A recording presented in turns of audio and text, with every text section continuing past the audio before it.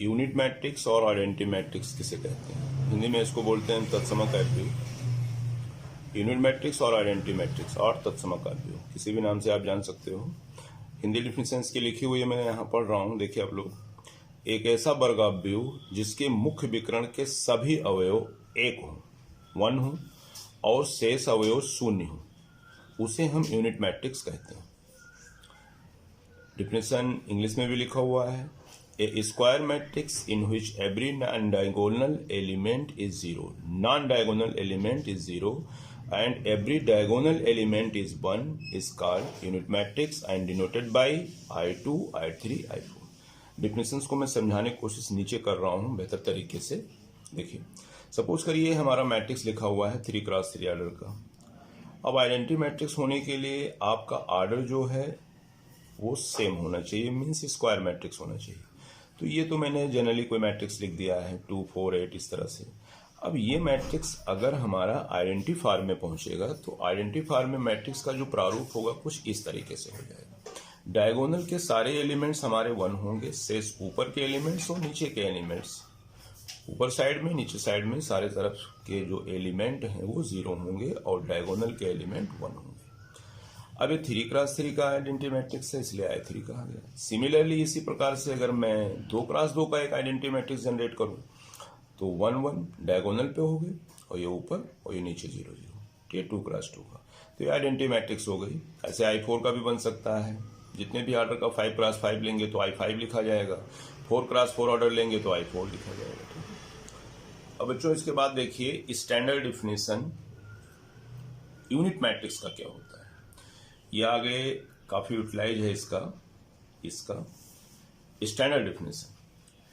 Standard definition में in a square matrix A is equal to Aij m cross m when Aij is equal to 1 और Aij is equal to 0। 1 कब होगा उसके लिए conditions लिखा है if I equal to j और 0 कब होगा if I does not equal to j। अब ये बातें आप लोगों को समझ में नहीं आई होगी, मैं इसको समझाने की कोशिश कर रहा हूं कि ये क्या कह रहा है। जैसे सपोज करिए यहां पे आपसे कहा जाए स्क्वायर मैट्रिक्स होना चाहिए, एक बात मींस ऑर्डर सेम होना चाहिए। Aij इज इक्वल टू 0 कब? जब I does not equal to j और Aij इज इक्वल टू 1 कब? जब I इक्वल टू j। अब ध्यान से इसमें देखिए, जब आप मैट्रिक्स लिखते हैं A11, A12, A13, A21, A22, A23, A31, A32, A33, ये मैट्रिक्स हमने लिखा। अब क्या बताया गया है स्टैंडर्ड डिफिनेशन में, ये जो आप डायगोनल पे देख रहे हैं, ये डायगोनल एलिमेंट को देख रहे हैं, इसमें 1, 1 है, 2, 2 है, 3, 3 है, मीन्स I और J बराबर हैं, I और J बराबर हैं, I और J बराबर हैं। तो इन जगह पे सारे एलिमेंट हमारे कैसे होने चाहिए? 1, जो कि मैंने यहां समझाया है Aij इज इक्वल टू 1 कब? I equal to J। मतलब जब I, ये I है, J है, I J, ये सारे के सारे एलिमेंट क्या होने चाहिए? 0 होने चाहिए, सॉरी 1 होने चाहिए। तो ये बात हो गई। और नीचे क्या लिखा है? Aij is equal to 0 if I does not equal to j, उन कंडीशंस पे जब I j के बराबर नहीं है। देखिए I j के बराबर यहां भी नहीं है, I j के बराबर यहां भी नहीं है, I j के बराबर यहां भी नहीं है, ऊपर भी नहीं है, इस जगह पे भी नहीं है, इस जगह। तो ये सारे के सारे एलिमेंट यहाँ पे क्या होने चाहिए? 0 होने चाहिए, यहाँ पे 0 होने चाहिए, यहाँ पे 0 होना चाहिए, यहाँ पे 0 होना चाहिए, ये एलिमेंट 0 होना चाहिए, ये एलिमेंट। तो इस तरह से अगर करेंगे तो जो मैट्रिक्स तैयार होगा वो लाइक एज दिस ऐसे ही बन जाएगा। डायगोनल्स के सारे एलिमेंट 1, 1 हो जाएंगे, ऊपर नीचे सब 0।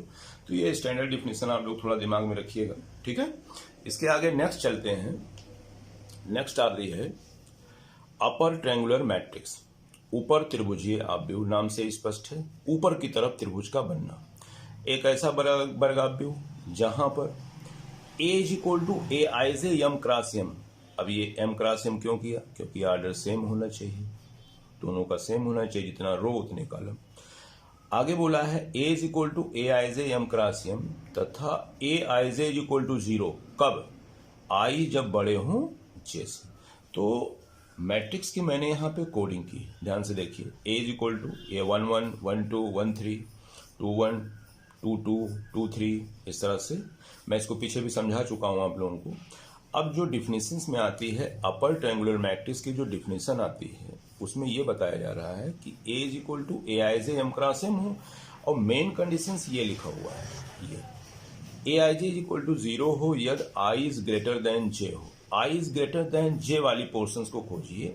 तो देखिए I is greater than J, I is greater than J, I is greater than J, ध्यान से देखिएगा आप लोग, I is greater than J, मतलब ये जो तीन एलिमेंट नीचे दिख रहे हैं इनमें कंडीशंस में I हमारा J से बड़ा है। ऊपर वाले में ये डायगोनल वाले एलिमेंट हो गए, ये वाले एलिमेंट तो हमारे डायगोनल के हो गए, यहाँ I J के बराबर होता है, और ये वाले एलिमेंट जो ऊपर तीन लिखे हुए हैं इनमें I हमारा छोटा है।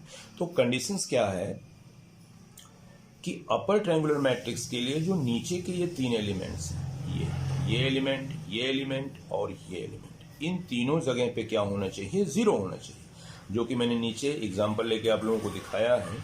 देखिए A21 के जगह पे 0, A31 के जगह पे 0, A32 के जगह पे 0, और ये वाले एलिमेंट्स हमारे डायगोनल हो गए, ये वाले ऊपर हो गए। तो जब नीचे के एलिमेंट्स इस तरह से 0 हो जाएंगे तो जो मैट्रिक्स तैयार होता है उसको बोलते हैं हम अपर ट्रायंगुलर मैट्रिक्स। क्यों? क्योंकि जब नीचे 0 हो जाएंगे तो डायगोनल को लेके एक लाइन खींचते हुए चले जाएंगे, तो एक ट्रायंगल का निर्माण देखिए इस तरह से हो रहा है कि नहीं, और ये ट्रायंगल ऊपर की तरफ बनना है, इसीलिए इसको बोलते हैं अपर ट्रायंगुलर मैट्रिक्स। एक एग्जांपल और देखें यहाँ पे, ये देखिए डायगोनल को लेके ऐसे खींचे, ऊपर गए ये, और नीचे वाले ये एलिमेंट 0 है, और ये वो एलिमेंट है, इस एलिमेंट का नाम A21 है, इस एलिमेंट का नाम A31 है, इस एलिमेंट का नाम A32 है, और ये तीनों एलिमेंट में I बड़ा है हमारा J से, पहला वाला I दूसरा वाला J, पहला वाला I दूसरा वाला J। क्लियर? चलिए नेक्स्ट चलते हैं। नेक्स्ट आती है लोअर ट्रायंगुलर मैट्रिक्स। जैसे अपर ट्रायंगुलर मैट्रिक्स होता था वैसे लोअर ट्रायंगुलर मैट्रिक्स होता है निम्न त्रिभुजीय आव्यूह, एक ऐसा वर्ग आव्यूह जहां A is equal to AIJ M cross M और AIJ 0 हो, कब? I less than J। अब I लेस देन J को खोजो कि कौन से होते हैं, तो I लेस देन J में ये ऊपर वाले एलिमेंट डायगोनल को छोड़ के, देखिए डायगोनल वाले एलिमेंट हैं, ये हमारे डायगोनल के एलिमेंट हैं, ये वाले, ये डायगोनल पे, तो डायगोनल से ऊपर ही I हमारा छोटा होगा किससे? J से। देखिए I, ये I है और ये J है, I छोटा J से, ये I है, ये J है, I छोटा है J से, ये I है और ये J है, तो I छोटा J से। तो ऊपर वाले सारे एलिमेंट्स क्या होने चाहिए? 0 होने चाहिए, और नीचे 0 नहीं होना चाहिए। जैसे तो 1 2 की जगह पे A12 0, A13 0, A23 0, ये मैट्रिक्स का कोड है। अब इस कोड को अगर मैं 0 करके देखूं तो ऊपर के एलिमेंट को मैंने 0 कर दिया, तो नीचे आपका एक ट्रायंगल जनरेट हो रहा है। देखिए हो रहा है कि नहीं हो रहा? एक एग्जांपल और मैं दिखा देता हूं। C इज इक्वल टू कोई मैट्रिक्स ले लीजिए, हमने ले लिया 6 5 9, और फिर यहाँ पे लिख लिया 0 8 3, यहाँ पे लिख लिया 0 0, और यहाँ पे लिख लिया 9। ये देखिए 3 क्रॉस 3 ऑर्डर का ये भी मैट्रिक्स है। अब ध्यान से देखेंगे तो ऊपर के एलिमेंट 0 है, अगर डायगोनल से काट दिया जाए ऐसे, ये देखिए आप लोग, ये देखिए बन रहा है ना ऐसे, तो नीचे की तरफ ट्रायंगल बनना है, इस डाउन डायरेक्शंस में ट्रायंगल जनरेट हो रहा है, और डाउन डायरेक्शंस में ट्रायंगल जनरेट होगा तो इसको कहेंगे लोअर ट्रायंगुलर मैट्रिक्स। और डिफिनेशंस की बात करेंगे तो अब ये बात समझ में आ गई होगी कि AIJ 0 कब? I less J। तो क्यों? ये I लेस J है, यहाँ पे भी I लेस J होगा, यहाँ पे क्यों? क्योंकि इसका नाम है A12, इसका नाम है A13, इसका नाम है A23, I छोटा है J से। क्लियर? एक बार आप लोग और चेक कर लीजिएगा। नेक्स्ट आते हैं कंपेरेबल मैट्रिक्स। क्या होता है? तुलनात्मक आव्यूह, हिंदी में इसको बोलते हैं comparable matrix. To matrices A and B are said to be comparable if they are of the same order। Hindi में बोल दूं, दो आव्यूह A और B तुलनात्मक कहे जाते हैं यह दोनों आव्यूहों के क्रम समान हो। कहने का मतलब to matrices A and B are said to be comparable if they are of the same order. कहने का मतलब कंपेरेबल मैट्रिक्स उसको कहेंगे जब दो मैट्रिक्स के ऑर्डर सेम हो।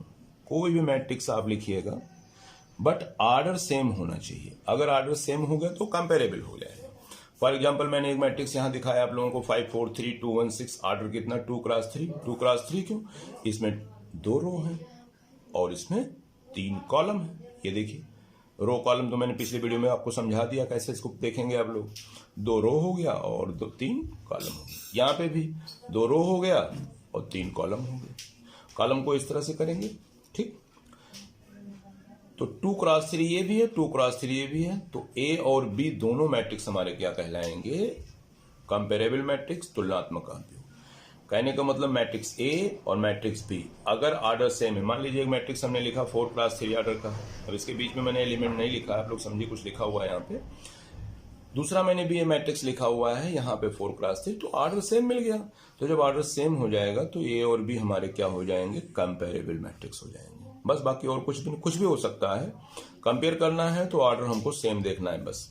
नेक्स्ट आता है इक्वल मैट्रिक्स, इंपॉर्टेंट है थोड़ा सा, और इस पे सवाल भी बोर्ड में आपके पूछे जाते हैं 2 मार्क्स के। इक्वल मैट्रिक्स समान आव्यूह किसे कहते हैं? 2 मैट्रिक्स ए और B said to be equal matrix, they are of the same order. बात ध्यान देखिएगा, सेम ऑर्डर ये मैंने अंडरलाइन किया है, एंड देयर करस्पॉन्डिंग एलिमेंट, इस पे भी मैंने रेड पोर्शन किया। करस्पॉन्डिंग मतलब संगत जो अवयव हैं वो भी समान हो और ऑर्डर भी सेम। डेफिनेशन मैंने हिंदी में लिखा है, 2 आव्यूह समान आव्यूह कहलाते हैं, ये दोनों आव्यूह के क्रम समान, ये बात, और संगत अवयव करस्पॉन्डिंग एलिमेंट भी समान हो, ऐसे आव्यूह को हम इक्वल मैट्रिक्स कहते हैं। एग्जाम्पल बेटा लोग पीछे देखिए, ए मैट्रिक्स लिखा हुआ है, बी मैट्रिक्स लिखा है, ऑर्डर इसका कितना? देखिए इसमें 2 रो, फर्स्ट रो और ये सेकंड रो, 2 रो हो गया। ये कॉलम 3 लिखा, तो कॉलम भी मैं एक बार दिखा दूं, आप लोग भूल गए होंगे, 1 2 और 3, तो 2 रो और 3 कॉलम हो गया। अब 2 रो और 3 कॉलम हो गया, नीचे वाले में ध्यान से देखिए, इसमें भी 2 रो और 3 कॉलम है, लेकिन करस्पॉन्डिंग जो एलिमेंट है वो भी सेम है। 258 258, 397 397, तो इसको बोलते हैं करस्पॉन्डिंग एलिमेंट। अगर करस्पॉन्डिंग एलिमेंट्स अलग हो गए तो वो आपका इक्वल मैट्रिक्स नहीं होगा, वो आपका कंपेरेबल मैट्रिक्स हो जाएगा। तो ये आपका इक्वल मैट्रिक्स है। और जब दोनों मैट्रिक्स इक्वल हो जाते हैं तो उसको हम डिनोट करते हैं ए इज इक्वल टू बी, ऐसे लिखते हैं, ए इक्वल टू बी। कंपेरेबल का एक एग्जांपल और दिखा दूं, सी इज इक्वल टू एक मैट्रिक्स मैंने ये लिखा है 3 क्रॉस 3 ऑर्डर का, वर्ग आव्यूह होना चाहिए, स्क्वायर मैट्रिक्स होना चाहिए। डी आपका एक मैट्रिक्स लिखा है, ए भी स्क्वायर मैट्रिक्स है। अब इसके जो करस्पॉन्डिंग एलिमेंट है हर जगह पे आप देखो सेम है। ये आपका पोर्शन 1 1 कहलाता है, A11, तो A11 यहां भी देखिए -3 इस पोर्शन को कहते हैं A22, दूसरे रो का दूसरा एलिमेंट हमने समझाया था 22, A22 यहां पे और A22 यहां पे, तो हर जगह पे आप देखेंगे तो करस्पॉन्डिंग एलिमेंट सेम है। मतलब देखिए -381 -381, 073 073, इस तरह से। तो ये आपके दोनों कंपेरेबल मैट्रिक्स नहीं है, ये आपके इक्वल मैट्रिक्स है, क्योंकि करस्पॉन्डिंग एलिमेंट सेम है इसके। तो इसको हम लिखेंगे C इक्वल टू D। अब इक्वल मैट्रिक्स पे कुछ क्वेश्चंस हम आपको बताते हैं जो कि बोर्ड्स में आते हैं, इसको आप लोग ध्यान से देखिए। सपोज करिए एग्जाम में आपसे पूछा जाएगा ए मैट्रिक्स इज इक्वल टू ऐसे दे देगा, बी इज इक्वल टू इस तरह से, और लिखेगा नीचे जहां पे ए इक्वल टू बी है तो आपको एक्स की वैल्यू बतानी है, आपको वाई की वैल्यू बतानी है। क्वेश्चन को आप समझने की कोशिश कीजिए। मैं कह रहा हूं A is equal to defined matrix, B is equal to defined matrix, where A is equal to B. A is equal to B बोला, इसका मतलब क्या है? ये इक्वल मैट्रिक्स है। तो अगर इक्वल मैट्रिक्स है तो हमारे जो करस्पॉन्डिंग एलिमेंट हैं वो सेम होंगे, अर्थात हम इसको कंपेयर कर लेंगे, तुलना कर लेंगे। ठीक है, इसको हम तुलना कर लेंगे। तो यहाँ पे देखिए 5, तो यहाँ पे 5, यहाँ पे 2 है, बट यहाँ पे y है, तो कंपेयरिंग करेंगे, क्योंकि इक्वल मैट्रिक्स है तो y की जगह पे ये 2 आ जाएगा, तो y की वैल्यू हमको 2 मिल जाएगी। अब नेक्स्ट आ गए x, और यहां पे इसका कंपेयरिंग करेंगे, क्योंकि इसका करस्पॉन्डिंग ये होगा, तो यहाँ x है, यहाँ 3 है, तो x की वैल्यू 3 हो जाएगी, और 9 की जगह पे 9 है, तो x की वैल्यू 3, y की वैल्यू 2, इस तरह से। अब एक क्वेश्चन और इंपॉर्टेंट है, तो ये तो सिंपल क्वेश्चन था। अब इसके बाद एक क्वेश्चन और आता है जो 2 मार्क्स में आपके बोर्ड में पुटअप किया जाता है, आप लोग इसको ध्यान से देखिए, थोड़ा लेंदी भी है तो समझने की कोशिश कीजिए। देखिए बेटा, यहाँ पे लिखा हुआ है एक मैट्रिक्स डिफाइन है x minus y, 2x minus y, 2x plus z, 3z plus omega, 2 cross 2 order का। यहाँ बच्चे कंफ्यूज मत होइएगा, मैं एक बार दिखा दूं। देखिए इसका ऑर्डर, इसमें एक रो ये है और एक रो ये है, 2 रो हो गया, और एक कॉलम ये है और एक कॉलम ये है, तो 2 रो 2 ही कॉलम हो गए इसमें। ठीक है ना, कंफ्यूज मत होइएगा। तो 2x2 का ये मैट्रिक्स है, ये तो आपको साफ साफ दिख रहा होगा 2x2। बोल क्या रहा है कि ये मैट्रिक्स इसके इक्वल है। ऐसे सिचुएशन में फाइंड करना है एक्स वाई जेड और ओमेगा की वैल्यू। तो हम करते क्या है, इसका सोल्यूशन कैसे करते हैं। हमने दोनों मैट्रिक्स को लिख लिया, जिस तरह सा था वैसे मैंने इसको लिख लिया। अब जब इक्वल मैट्रिक्स है तो करस्पॉन्डिंग एलिमेंट सेम होंगे, मतलब इसका करस्पॉन्डिंग ये वाला एलिमेंट, इसका करस्पॉन्डिंग ये वाला एलिमेंट, इसका करस्पॉन्डिंग ये वाला एलिमेंट और इसका करस्पॉन्डिंग ये वाला एलिमेंट। अब इसको सेम करते हैं और जब सेम करोगे तो क्वेश्चन जनरेट हो इक्वेशन जनरेट हो जाएगा। तो x minus y is equal to -1, ये देखिए x माइनस वाई इसके इक्वल, तो ये एक equation. 2x plus z equal to 5, तो 2x plus z is equal to 5 एक इक्वेशन ये। और 2x माइनस वाई 0 के इक्वल होगा क्योंकि इसका करस्पॉन्डिंग ये है, ये इसका करस्पॉन्डिंग ये है। तो इस तरह से हमारे पास 4 इक्वेशन आ गए। अब आप लोग क्लास 8 9th में आप लोगों ने लीनियर इक्वेशंस आप 2 वेरिएबल 1 वेरिएबल का स्टडी किया ही होगा, तो आगे का प्रोसेस इजी है, फिर भी मैं समझा देता हूँ। फ्रॉम इक्वेशन 1 एंड 2 को लेंगे, x minus y equal to -1, 2x minus y same sign है तो सब्ट्रैक्ट कर देते हैं। सब्ट्रैक्ट करने पे क्या होगा, एलिमिनेट हो जाएगा, सॉल्व करेंगे x की वैल्यू आ जाएगी। फिर x की वैल्यू को हम 1 डालते हैं इक्वेशन नंबर 1 में, तो 1 डालेंगे बेटा यहाँ पे, तो सॉल्व करने पे y की वैल्यू 2 आएगी। तो देखिए x की वैल्यू हमारे पास आ गई, y की वैल्यू आ गई। ऐसे ही from equation 3 2x plus z is equal to 5, x की वैल्यू यहाँ पे पुट कर देते हैं 1, तो z की वैल्यू आ गई 3। ऐसे बेटा z की वैल्यू जब मिल गई तो इसको हम 4th इक्वेशन में पुट कर देंगे तो आ गई वैल्यू। तो कहने का मतलब यहाँ पे क्वेश्चंस इजी है बट आपके लिए थोड़ा नया है, तो इसमें परेशान बिल्कुल मत होइएगा। ऐसे एग्जाम्पल में भी और आपको दे रहा हूँ पीछे, तो ये 2 मार्क्स में आपके क्वेश्चंस पूछे जाते हैं बोर्ड में, तो आप लोगों को कुछ करना नहीं है, ध्यान में रखना है। इक्वल मैट्रिक्स है तो करस्पॉन्डिंग एलिमेंट्स को हम कंपेयर कर लेंगे और जब कंपेयर करेंगे तो उसके अकॉर्डिंग हमको इक्वेशन मिल जाएगा और उसी इक्वेशंस को हम लोअर क्लास में जैसे पढ़ते आए हैं लीनियर इक्वेशंस ऑफ 2 वेरिएबल, उसी तरीके से हम कोएफिशिएंट को इक्वल करके एक्स वाई को एलिमिनेट करके हम वैल्यू को फाइंड आउट कर लेते हैं। अब इसी पे इस एग्जाम्पल पे मैंने 5-6 एग्जाम्पल आपको दिया है जो कि आपको होमवर्क में करना है, मैं पीछे दे रहा हूँ। ये देखिए पहला क्वेश्चन लिखा हुआ बेटा, x plus Z Z minus 1 2i plus x 4a minus 6 2x2 order का इक्वल टू इस मैट्रिक्स की। अब ये और ये 2x2 ऑर्डर का दोनों सेम है, मतलब इक्वल मैट्रिक्स है। तो आप इक्वल मैट्रिक्स है तो फाइंड क्या करना है, एक्स वाई जेड है। तो आप क्या करोगे, वही काम कंपेयर कर लीजिएगा, इक्वेशन तैयार होगा, इक्वेशन को सॉल्व करेंगे, फिर हमको वैल्यू मिल जाएगी, तो कोई दिक्कत नहीं आएगी। नेक्स्ट क्वेश्चन 2 पे आइए, फिर उसी को करना है। देखिए 3x minus 2 is equal to this, इस तरह से 2x2 कंपेयरिंग करिएगा, इसका इक्वल इसके, ये इक्वल इसके, ये इक्वल इसके, ये इक्वल इसके, ठीक है ना। करस्पॉन्डिंग एलिमेंट को इक्वल करिएगा इस तरह से, फिर एक्स वाई जेड और ए को फाइंड कर लीजिएगा जैसे अभी मैंने समझाया है। नेक्स्ट यही क्वेश्चन ये भी लिया है। अच्छा इसमें एक नया बात आ गया, कंपेयरिंग करेंगे तो ए और बी पहले फाइंड करना पड़ेगा, फिर a-2 भी पूछा है, थोड़ा सा प्रोसेस को मैंने बढ़ा दिया, a-2। तो ये क्वेश्चन इस तरह से करिएगा। ऐसे ही क्वेश्चन नंबर 4 में देखिए, find the value of x and y, ये लिखा है x plus y x minus y. अब इसमें 1 रो 2 रो और 1 कॉलम, तो इसका ऑर्डर कितना हो जाएगा 2x1। यहाँ बच्चा कोई कंफ्यूज नहीं होगा, एक्स प्लस वाई मतलब 1 यूनिट, लाइक एज दिस, जैसे आप 2 और 4 को देखते हैं। इसका ऑर्डर में पूछूं तो क्या बताओगे, तो कहोगे सर 1 2 2 रो हो गया और 1 कॉलम हो गया तो 2x1। तो बेटा x प्लस वाई को आप 1 यूनिट समझेंगे, x माइनस वाई को 1 यूनिट समझेंगे, तो ये 2x1 ऑर्डर का मैट्रिक्स है। यहाँ पे भी 2x1 लिखा हुआ है, तो दोनों को कंपेयर कर लीजिएगा। कंपेयर करेंगे तो x plus y is equal to 8 आएगा, x minus y is equal to 4, फिर लीनियर इक्वेशन बन जाएगा। आगे सॉल्व करिएगा, x वाई की वैल्यू फाइंड हो जाएगी। एक क्वेश्चन लास्ट इसका, क्वेश्चन नंबर 5 देख लीजिए आप लोग, लिखा हुआ है x plus y plus z, x plus z y plus z. अच्छा कभी बच्चा कंफ्यूज नहीं होगा इसमें, इसका ऑर्डर कितना बेटा 3x1, क्यों, क्योंकि इसमें 3 रो है, 1 रो, ये देखिए 2 रो, फिर और ये 3 रो, और कॉलम ये आपका एक ही कॉलम होगा, तो 3x1 का है। और यहाँ पे साफ साफ आपको 3x1 दिख रहा है। आपसे पूछा गया फाइंड एक्स वाई जेड, तो आपको कुछ नहीं करना है, कंपेयर कर लीजिएगा, x plus y plus z is equal to 9, x plus z is equal to 5, y plus z is equal to 7। फिर इसको आप सॉल्व कर लीजिएगा, सॉल्व कर लेंगे आप लोग, बिल्कुल वैल्यू को पुट कर दीजिएगा, एक्स वाई जेड की वैल्यू मिलती हुई चली जाएगी, ठीक है ना। तो इस तरह से इतने पार्ट्स को मैंने जो समझाया है इसको आप लोग करिएगा, ये होमवर्क करिएगा। कोई दिक्कत होगी तो कमेंट करके बताइएगा, फिर नेक्स्ट वीडियो में हम कुछ नेक्स्ट लाते हैं, ठीक है।